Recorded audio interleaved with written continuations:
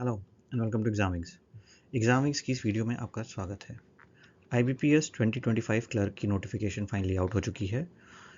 काफ़ी टाइम से इसका वेट हो रहा था और इसकी शॉर्ट नोटिफिकेशन अभी रिसेंटली आई थी। इस वीडियो में हम इंपॉर्टेंट डेट्स, सैलरी और एग्जामिनेशन पैटर्न के बारे में बात करेंगे। साथ ही साथ अगर आपने अभी तक चैनल को लाइक सब्सक्राइब नहीं किया है तो एग्जामिंग्स को तुरंत लाइक करिए, सब्सक्राइब करिए और ज़्यादा से ज़्यादा तक शेयर करिए। IBPS क्लर्क की जो नोटिफिकेशन आई है उसमें एग्ज़ाम फॉर्म फिल करने की जो डेट है वो 1 to 21 अगस्त है। 21 को फॉर्म मत फिल करना, लास्ट डे पे मत फिल करना, उससे पहले फॉर्म फिल कर लो। प्रीलिम्स का जो एग्जामिनेशन होगा वो आपका एडमिट कार्ड आपको देखने को मिल जाएगा in the month of September and, और ऑनलाइन एग्जामिनेशन आपको 2025 में अक्टूबर में मिलेगा। अक्टूबर में न्यू कैलेंडर के हिसाब से आपको एग्जामिनेशन डेट्स मिलने देखने को मिल सकती हैं। रिजल्ट्स आपका नवंबर एंड में आएगा प्री का, और मेंस का जो एग्जामिनेशन होगा वो नवंबर में ही आपको देखने को मिलेगा। नवंबर में मेंस होगा। अगस्त से अगर मैं बात करूं तो अक्टूबर तक आपके पास 2 मंथ्स का टाइम है, ठीक है, जो कि एक अच्छा टाइम है फॉर प्रिपरेशन ऑफ क्लर्क। और अभी आपने अगर तैयारी शुरू नहीं की है तो अब 1 मिनट भी लेट मत करो, फॉर्म तुरंत ASAP भरो, ठीक है, और तुरंत तुरंत इसको भर के तैयारी करना शुरू कर दो। आप हमको इंस्टा और टेलीग्राम पे भी फॉलो करो। बात करते हैं कौन कौन से बैंक इसमें पार्ट ले रहे हैं। बैंक्स हमारे जो भी नेशनलाइज बैंक इस समय हैं, जैसे bank of Baroda, bank of India, Maharashtra bank, Canara bank, central bank, Indian bank, Indian overseas bank, UCO, union bank, Punjab national and Punjab Sindh bank, ये सारे आपको देखने को मिल जाएंगे।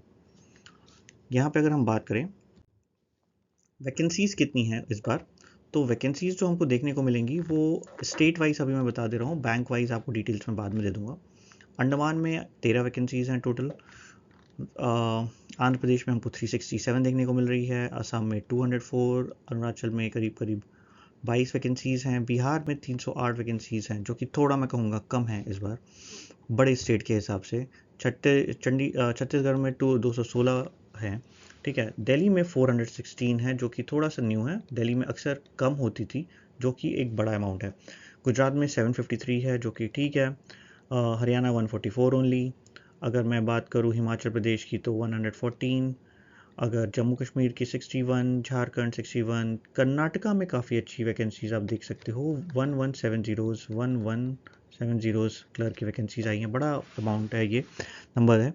महाराष्ट्र में भी ऐसा ही बड़ा ही नंबर है, 117, तो 1117, तो मतलब 1000 से 1100 के आसपास वैकेंसीज़ हैं। मध्य प्रदेश में 600 वैकेंसीज़ देखने को मिल रही हैं हमको, ठीक है। अगर उसके बाद हम ज़्यादा वैकेंसीज़ की बात करें तो 249 वैकेंसीज़ उड़ीसा में है, तमिलनाडु में 894 वैकेंसीज़ देखने को मिल रही हैं। उत्तर प्रदेश में भी अच्छी वैकेंसीज़ है, 1315 वैकेंसीज़ हैं, which is a good number, ठीक है। टोटल वैकेंसीज़ हमको 10,277, 10,277, इट इज़ ओके। बाकी ईयर से अगर कंपेयर करें तो ठीक है, इस बार वैकेंसीज ओके नंबर पे आई हैं, ऐसा कोई बहुत ख़राब मैं इसको नहीं कहूँगा अगर हम पिछले कुछ सालों से कंपेयर करें तो। अब आगे बढ़ते हैं तो हम देखेंगे कि हमारे लिए एजुकेशनल क्वालिफिकेशन और एज क्राइटेरिया क्या है।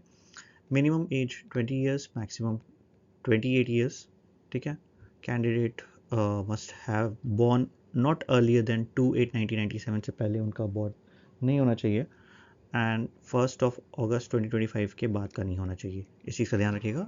जो नॉर्मल रिलैक्सेशंस मिलती हैं वो सारे रिलैक्सेशंस यहाँ पे आपको देखने को मिलेंगी। अगर हम बात करें एजुकेशनल क्वालिफिकेशन में, तो नॉर्मल ग्रेजुएट डिग्री होनी चाहिए आपके पास फ्रॉम गवर्नमेंट ऑफ इंडिया किसी भी रिकॉग्नाइज यूनिवर्सिटी के साथ, और आपके पास वैलिड मार्कशीट या डिग्री का सर्टिफिकेट आ चुका होना चाहिए। दूसरी जो इंपॉर्टेंट चीज़ है कि आप जिस भी स्टेट या यूनियन टेरिटरी से फॉर्म फिल कर रहे हो वहाँ पे आपका जो लोकल लैंग्वेज होगा उसका आपको एक एग्जामिनेशन देना होगा, लोकल प्रोफिशिएंसी टेस्ट जो होगा लैंग्वेज का वो आपको देना होगा, और वो इम्पॉर्टेंट है, ठीक है। कंप्यूटर लिटरेसी मतलब आपको आनी चाहिए, आपके पास कंप्यूटर नॉलेज बेसिक होना चाहिए, सर्टिफिकेट, डिप्लोमा या डिग्री इन कंप्यूटर, ठीक है। ऑपरेशंस थोड़ी बहुत आपको आइडिया होगी तभी आप ये फिर कर सकते हो, ठीक है।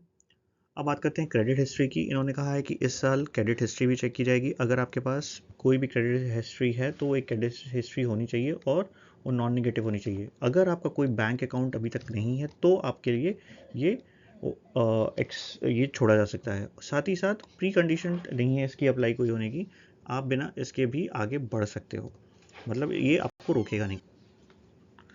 आगे बात करते हैं एग्जामिनेशन पैटर्न की, एग्जामिनेशन पैटर्न में कुछ खास चेंज देखने को नहीं मिला है, प्री और मेंस वैसे ही होने वाले हैं।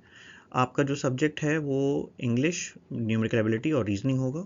30 क्वेश्चन इंग्लिश के, maximum marks 30, numerical ability 35 questions, 35 marks, 20 minutes सब में मिलेंगे आपको, जैसे पहले मिलते थे। आपका ओवरऑल 60 मिनट्स का प्री होगा, जिसमें 100 मार्क्स आपके पेपर होंगे, 100 क्वेश्चन होंगे। पैटर्न वही है, टाइम वही है, कोई चेंज नहीं है। तो आप जिस तरह से तैयारी कर रहे थे उसको कंटिन्यू करो, स्पीड बढ़ाओ और अच्छे अच्छे टफ क्वेश्चंस लगाओ।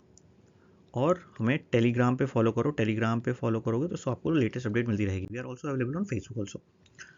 मेंस की बात करें तो मेंस में आपका general awareness, general finance awareness है, जनरल इंग्लिश है, रीजनिंग एबिलिटी और क्वांटिटिव क्वेश्चंस आपके वही हैं। इंग्लिश जनरल अवेयरनेस के आपके 40 क्वेश्चंस होंगे, 50 मार्क्स का होगा।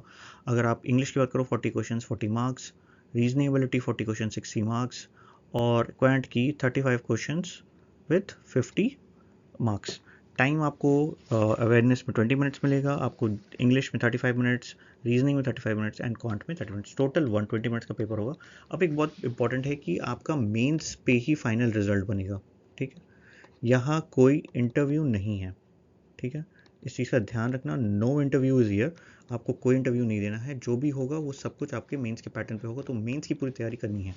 जीके अभी से थोड़ा थोड़ा पढ़ना शुरू कर दो, एक दिन में जीके तैयार नहीं होती है। Give 1 hour to GK for next 1 month, ठीक है, अगले 1 महीने तक जीके पढ़ते रहो। और जब फाइनल एकदम प्री एकदम पास आ जाएगा तब थोड़ा सा आप स्लो डाउन कर सकते हो, ठीक। आगे बात करते हैं, मेन बात है जो कि सैलरी की। सैलरी के लिए हम एक डेडिकेटेड वीडियो आपको जल्दी ही देंगे, डेडिकेटेड देंगे, क्योंकि आपको सारी चीज़ें मिल सकें, पर्क्स क्या क्या होते हैं, सैलरी इन हैंड क्या होती है, सारी चीज़ें। तो जो बेसिक पे है इस समय वो 24,050 है, ठीक है, प्लस अदर अलाउंस आपको मिलते हैं, जैसे C S A will be eligible for allowance and pre recruit as per the rules. इसमें आपको डी ए मिलता है, एच आर ए मिलता है, ठीक है, स्पेशल अलाउंस मिलते हैं, स्पेशल पोजीशन अलाउंस मिलते हैं, और एल टी सी मिलती है। तो बहुत सी सारी चीज़ें हैं जो आपको और कवर होती हैं। तो अगर मैं एक बार बेसिक बात करूं कि 20,450 में अगर आपकी बेसिक पे है तो आपकी सैलरी इन हैंड कितनी आएगी, आप मान के चलो 35 to 40K के आसपास ये आपकी इनिशियल पे होगी, ठीक है। लेकिन जब तक आप ज्वाइन करोगे, मतलब आप अप्रैल में ज्वाइन कर रहे होगे 2026 में, तो ये आराम से 40 to 45 के आसपास टच कर रही होगी, ठीक है। बाकी और भी डिटेल्स हैं जो मैं आपको बताऊंगा कि वेज रिवीजन कब होगा, इससे ज़्यादा सैलरी कितनी बढ़ सकती है, बाकी डिपार्टमेंट्स में क्या सैलरी पहुंच चुकी है, वो सारी चीज़ें आने वाली वीडियोज़ में होगा। चैनल को तुरंत लाइक करो, वीडियो को लाइक करो यार, चैनल को सब्सक्राइब करो, ताकि हमें मोटिवेशन मिले आपके लिए और वीडियोज़ बनाने के लिए। Thank you, all the best.